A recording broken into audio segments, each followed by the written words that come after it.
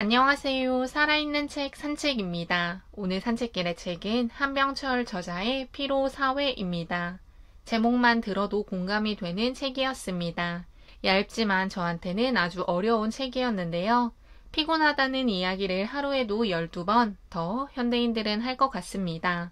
시대마다 그 시대에 고유한 주요 질병이 있다는 책의 시작은 공감을 100배 이끌어내기 충분한 문장이었습니다. 과거에는 항생제가 없어 박테리아, 다양한 질병에 노출되어 사람들이 아픈 병이 있었다고 한다면 지금은 엄청나게 발달한 의학 덕에 과거에 사람들의 목숨을 앗아갔던 병들은 종식되었거나 남아있더라도 치료가 가능합니다. 하지만 이 책에서 나오는 신경성 폭력, 우울, 주의력 결핍, 과잉행동장애, 소진 증후군 등은 약으로 치료가 쉽지 않습니다.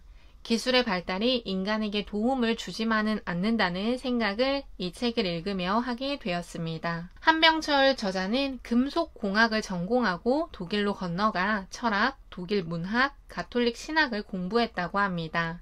하이데거에 관한 논문으로 박사 학위를 받고 스위스 바젤 대학에서 데리다에 관한 논문으로 교수 자격을 취득했다고 하는데요. 하이데거와 데리다 모두 철학자라는 점이 저한테는 흥미로웠습니다. 독일과 스위스 여러 대학에서 강의를 하고 피로사회는 독일에서 사회적 반향을 일으키며 저자를 가장 주목받는 문화 비평가로 떠오르게 했다고 합니다.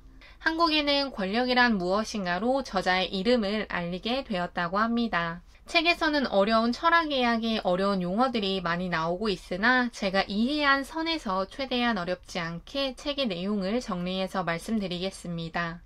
우리가 신경성 질병을 얻게 되는 이유는 부정적인 것들 때문이 아니라 긍정적인 것들이 많아졌기 때문이라고 하는데요. 책에서는 면역학을 예로 들어 이야기합니다. 면역학에서는 우리 몸이 그렇듯 내가 가지고 있는 항체와 다른 바이러스가 들어오면 열을 냅니다. 공격을 하거나 방어를 하기 위해 열심히 싸우는데요. 이처럼 사람들은 자기와 다르다고 생각하면 이질적이라고 생각하고 배척하거나 싸우는 등의 모습을 보였다고 합니다. 하지만 미디어의 발달, 문화가 변화하며 세계화를 지향하는 지금은 이질적인 존재들도 수용이 됩니다. 예를 들어 외국인들이 우리나라를 온다고 했을 때 관광객이 왔구나 하는 정도로 이질성의 사람들이 많이 무뎌졌다고 합니다. 이런 과정, 이질성을 이질적이라고 생각하지 않고 받아들이는 과정에서 타인과의 다름을 인정하기 위해 우리는 자발적으로 힘듦을 자처한다고 합니다. 내가 나를 괴롭힌다는 것인데요. 이 역시 긍정성의 과잉에서 온 병리적 상태라고 합니다. 우리 집에 손님이 왔을 때 그 사람이 하는 행동이 우리 집에서 평소 하는 행동과 다르다면 손님을 맞춰감으로써 내가 스트레스를 받는 것을 쉽게 예로 들 수 있지 않을까 생각했습니다. 단순한 예지만 가정, 직장, 내가 살고 있는 사회에서 이렇게 행동을 해야만 한다면 스트레스를 받을 수밖에 없다는 생각이 들었습니다. 긍정성을 쉽게 이야기하면 다른 사람들을 받아들이고 소통을 많이 하고 타자를 보는 시각을 좋게 바꾸는 것입니다. 긍정적인 부분들이 판치는 세상에서는 새로운 형태의 폭력을 낳는다고 하는데요. 이런 폭력은 문화 자체가 만드는 것이며 그런 문화 속에서 살아가는 우리는 알게 모르게 긍정적이어야 한다는 폭력을 계속해서 당하고 있고 그렇기 때문에 신경성 질병을 가질 수밖에 없다고 합니다. 또한 성과 사회도 긍정성을 강조하며 사람들을 알게 모르게 핍박하고 있다고 합니다. 무엇 해서는 안 돼 라는 표현보다 너는 할 수 있어, 충분히 가능해 등의 문장들은 긍정적인 문장들이며 긍정의 조동사라고 합니다. 이런 문화 속에서 자기가 할 수 있으나 하지 못하고 있다는 생각은 스스로를 채찍질하고 더욱 몰아넣는 상황을 우리는 경험한다고 하는데요. 성과에 대한 압박이 우리를 정신적으로 힘들게 하며 우울증, 신경성 장애를 초래한다고 합니다. 성과주의는 그 속에 속한 사람들을 자기 자신과 전쟁하게 만들고 있으며 자유사회라고는 하지만 문화를 그렇게 만들어 과다한 노동을 하게 만드는 결국은 강제하는 자유를 보여주고 있다고 합니다. 노동 착취자와 노동 피착취자에 분리되지 않는 상태라고 저자는 말하고 있습니다. 한나 아렌트가 이야기한 활동적 삶을 비판하며 저자는 사유를 말하고 있습니다. 한나 아렌트는 활동하는 것이 좋고 행동의 영웅성을 강조했다고 합니다.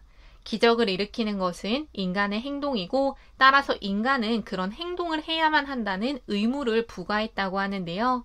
하지만 이런 생각이 문화에 팽배해지면 사람들은 행동을 해야만 하는 것으로 인식하게 되어 능동적이 아닌 수동적으로 자신들의 행동을 하게 된다고 저자는 말하고 있습니다. 행동하는 사회에 성과를 중시하는 사회는 자유롭지 않으며 계속해서 새로운 강제를 만들어낸다고 합니다. 분노에 대해서도 이야기하고 있습니다. 긍정성의 과잉으로 부정적인 것들이 없어야만 할 것 같은 이 사회에서 분노는 중요하다고 합니다. 분노는 특별한 시간적 특성을 가지고 있다고 하며 분노했을 때 우리는 어떠한 행동도 할 수 없다고 합니다. 그렇기에 분노는 현재에 대한 총체적인 의문을 제기한다고 하는데요. 분노를 하게 되면 잠시 멈춤의 상태가 된다는 것입니다.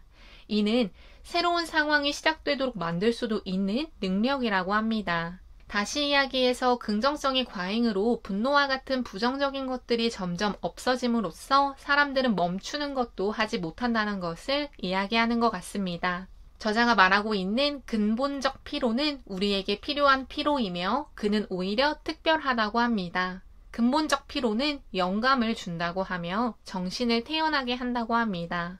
피로의 영감은 무의에 관한 것이라고 합니다. 피로는 특별한 태평한 무의의 능력을 부여한다고 합니다. 무의, 아무것도 하는 일이 없게 만드는 것이 피로이고 그런 피로가 우리에게 도움이 된다는 것을 책에서는 이야기하고 있습니다. 서로 소통하고 연결되고 끊임없이 누군가와 접촉해야 하는 상황 속에서 잠시 멈춤이 필요하다는 것을 저자는 근본적 피로, 무의의 피로라는 단어를 통해 표현하고 있다고 개인적으로는 생각이 들었습니다. 따라서 우리는 그런 피로가 필요하다고 생각합니다. 너무나 연결되어 있어 피곤하다고 느껴질 때 저도 있습니다. 아마 많은 사람들이 그런 감정을 느껴도 연결을 끊기가 무서운 것은 포모, Fear of Missing Out 증후군 때문이지 않을까 싶은데요. 다른 사람은 알고 있고 다른 사람은 공유하는데 나는 모른다는 두려움이 우리를 너무 피곤하게 만든다고 생각합니다. 또한 긍정적인 생각만 하고 긍정적으로 말만 하고 행동을 해야 한다고 하는 이야기가 사람들이 힘들다는 이야기를 하기 쉽지 않게 만든 것은 아닐까 싶습니다. 저자의 이야기처럼 문화가 강제성을 품고 있다는 것입니다. 책을 읽으며 짧지만 강렬함을 느꼈고 진심으로 내가 가지고 있는 사람들이 가지고 있는 피로에 대해서 생각해 보았으며 계속 달려만 가고 있는 많은 사람들이 잠시 멈춤을 하는 시간도 가지면 좋겠습니다. 그런 과정 속에서 더 자신을 돌아보고 스스로가 얼마나 힘든지 자문해보는 활동을 통해 번아웃이 되지 않도록 핍박, 폭력 등을 자기에게 가하지 않았으면 하는 바람입니다. 오늘 산책길의 책은 피로 사회였습니다. 감사합니다.